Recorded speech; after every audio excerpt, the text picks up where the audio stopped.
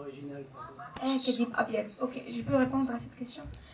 Kadhib Abyad, c'est white lie, c'est mensonge blanc. Et donc c'est un clin d'œil. Chez nous au Maroc, quand on veut jouer avec les mots, on dit c'est un clin d'œil pour dire un mensonge blanc. Alors que le mensonge blanc, c'était celle de ma mère, quand il m'a donné une photo juste pour m'apaiser. Et quand ce mensonge grandit, brise les murs de ma maison et se dispatche dans le quartier où je découvre que il y a la mère de tous les mensonges quand même quand on parle des corps non restitués et non pas une petite photo, alors que quand je mets une fille qui est avec un corps vivant en train de chercher des photos, on ne peut pas la comparer avec un corps disparu et des photos existantes. Donc c'est ça le contraste entre Kadhib Abyad, le white lie, le mensonge blanc, et la mère de tous les mensonges.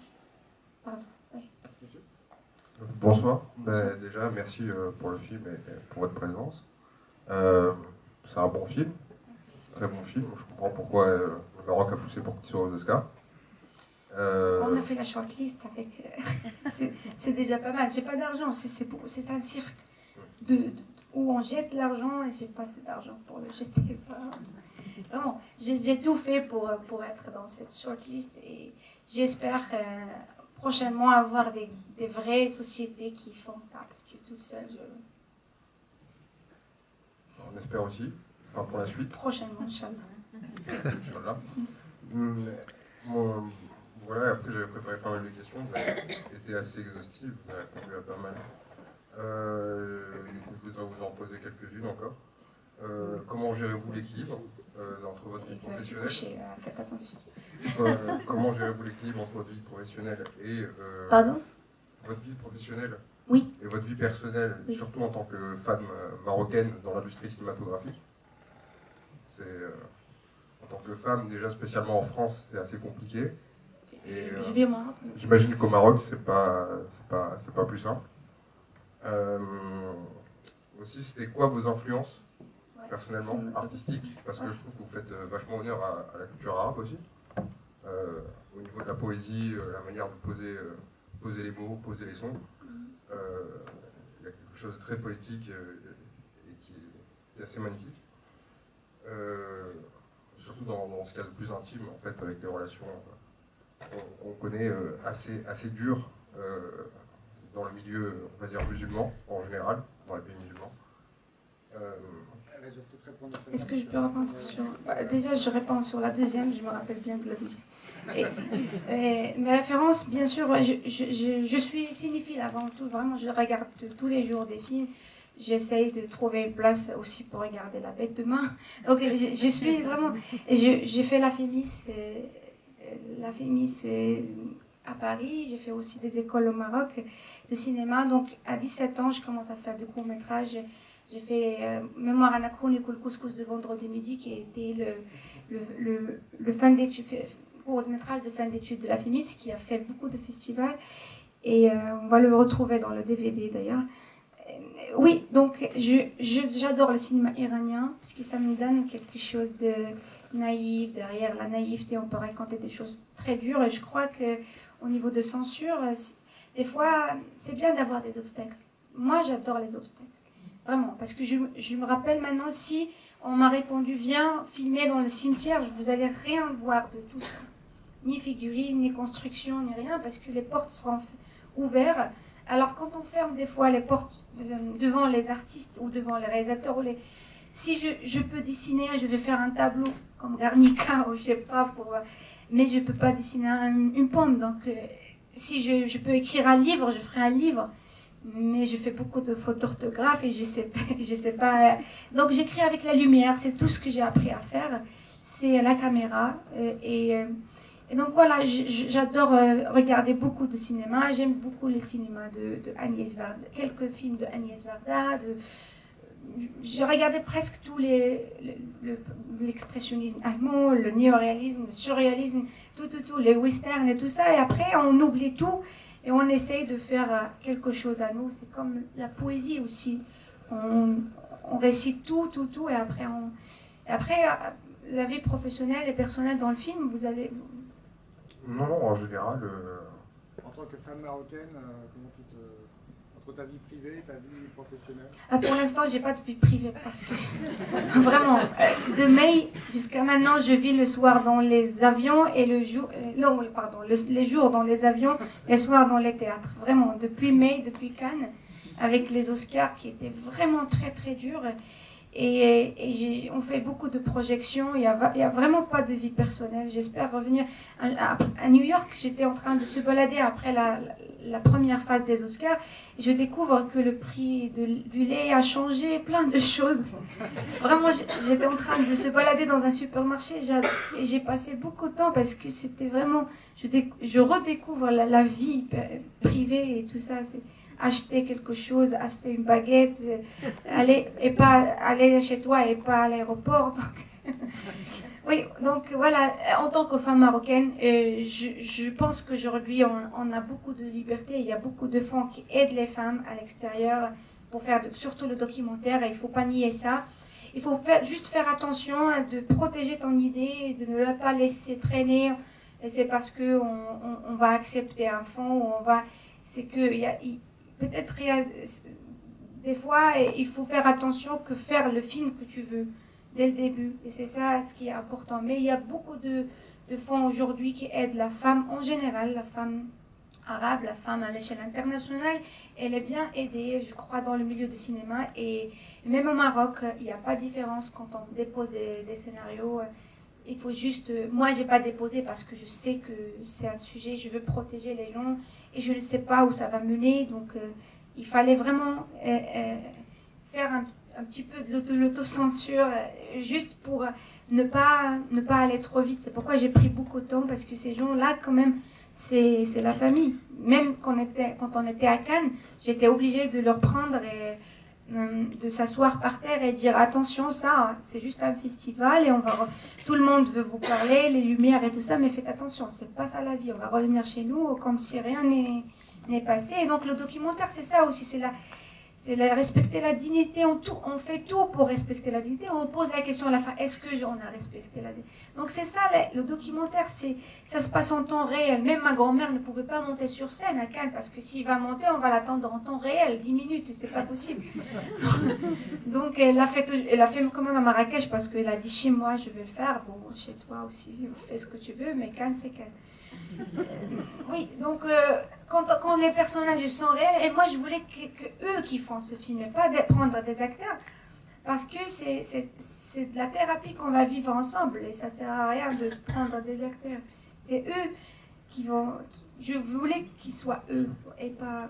Donc voilà, en tant que femme marocaine aujourd'hui, je crois qu'il y a toujours des problèmes qu'on vit dans la rue et tout ça pour exister, mais on ne fabrique pas les gens. Des fois, tu trouves des gens qui sont bien, ils te traitent bien. Des fois, tu trouves, même ailleurs. Même ailleurs, oui. Oui. Et juste une question sur la petite histoire dans la grande. Voilà, moi, je suis né ici, mais d'origine tunisienne, par mes parents. Et tout le Maghreb a été touché par les révoltes du pain, comme on l'appelle. Et on va dire que chez nous, il n'y avait pas de roi, par exemple. En Tunisie, il n'y avait pas de roi, et pourtant, ça a été assez répressif, et on ne sait rien du tout aussi là-dessus.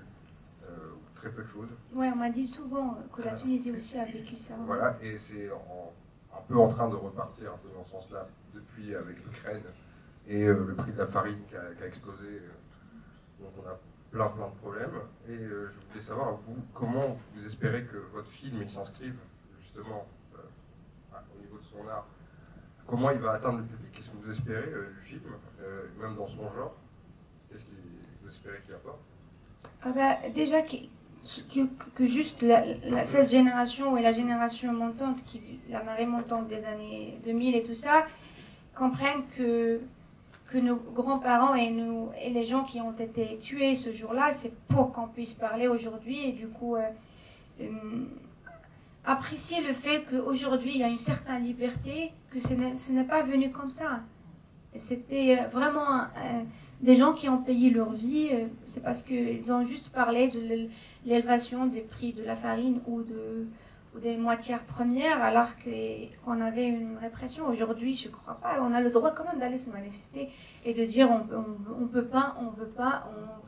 Et c'est pourquoi je crois que le Maroc n'avait pas un printemps, c'était une brise, parce que le droit de se manifester, on l'avait depuis des années. Donc, c'est comment changer les choses, c'est ça la question. Mais le droit d'aller sortir, dire je ne veux pas, je ne suis pas d'accord, j'ai mal, ça on l'avait déjà. Mais il faut vraiment penser au changement. C'est pourquoi ce film-là, c'est comme un article. C'est vrai qu'il y a beaucoup de choses artistiques et entre les lignes, des layers, des calques. Mais on comprend quand même qu'il y avait quelque chose qui s'est passé. Rien qu'écouter Abdullah, pour moi, c'est suffisant. Quelqu'un qui n'a jamais parlé de ce qui s'est passé dans cette cellule. Et heureusement que je n'ai pas donné la parole à Abdullah avant pour qu'il raconte ce qui se passe. Parce que sinon, je ne vais pas laisser la cellule ouverte.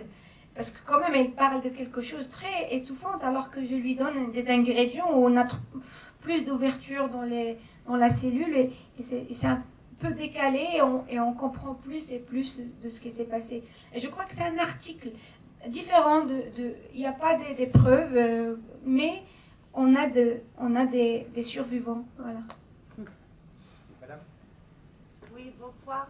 Bonsoir. Ah, ça marche plus. Voilà, prenez fort, alors. Désolé. Bon, merci vraiment, c'était d'une poésie incroyable. Moi, j'en reviens aux héros, ces petits personnages, ils sont incroyables. Donc, quel est l'artiste, qui c'est qui les a fait, ces petites marionnettes? Oui, c'est mon père qui a commencé le design et tout ça. Et puisqu'il y avait beaucoup de travail, on a travaillé pendant 8 mois de construction. Et donc, on a appelé les gens de Ouarzazate, la ville du cinéma au Maroc, le sud. Et ces gens-là, ils sont très très bien. Ils ont aidé à finir la construction et à suivre le plan de mon père. Et mon père était toujours là avec eux. Mais c'était vraiment un travail typiquement marocain parce que j'avais pas trop d'argent. Mais quand même, ça va coûter. Elles sont magnifiques et vraiment un support comme ça, la marionnette, pour dire tout ce que vous nous avez raconté. Et vous en servir comme de l'outil de transmission. Vous allez chercher la vérité et ce qu'on vous ramène aussi. Donc elles sont formidables, elles sont très expressives. Merci. Je les garde toujours, on va faire une exposition, les figurines, mais on a, parce que le deal c'était de détruire un peu les murs, donc on a détruit un petit peu les murs pour qu'ils se sentent pas trahis à la fin, mais j'ai gardé toutes les figurines et tout ça. Je ferai un jour une exposition, ça va commencer à Casablanca, et oui, j'attends juste trouver l'endroit et trouver quelqu'un qui peut soutenir aussi l'exposition. C'est un outil formidable pour l'expression. Merci beaucoup, madame. Beaucoup. Merci. Je crois que... Bon, une dernière, on prend... Ouais, ça remarche le micro. C'est bon, on va prendre une petite dernière question et puis... Est-ce que vous avez une idée pour le prochain film? Oui, et je suis avec... les 6 personnes sélectionnées à la résidence de Cannes, Film Festival. On vit dans une maison, je crée le prochain film, c'est un fait réel, mais c'est une fiction parce que je ne vais pas passer 10 ans. Donc c'est une fiction, et aussi je travaille parce que quand je suis très en train de faire ce film, j'ai pris une longue interview avec ma grand-mère parce que je sais que c'est ici et maintenant et ce soir ou jamais. Donc j'ai pris vraiment une longue interview où il raconte sa vie. Pour la première fois, elle a très pleuré dans cette interview, et c'est pourquoi je ne vais pas la montrer, mais je vais faire l'histoire de ma grand-mère comme une fiction, parce que je ne ferai jamais de film avec elle. Qui veut faire un film avec ma grand-mère, c'est Saha. Santé, moi je regarde, mais je ne fais pas de film avec ma grand-mère. La dictatrice, je vous l'offre. Merci beaucoup, et bon, vous êtes restés jusqu'à la fin, vraiment. Je vais juste ajouter que le film sera le 28 février.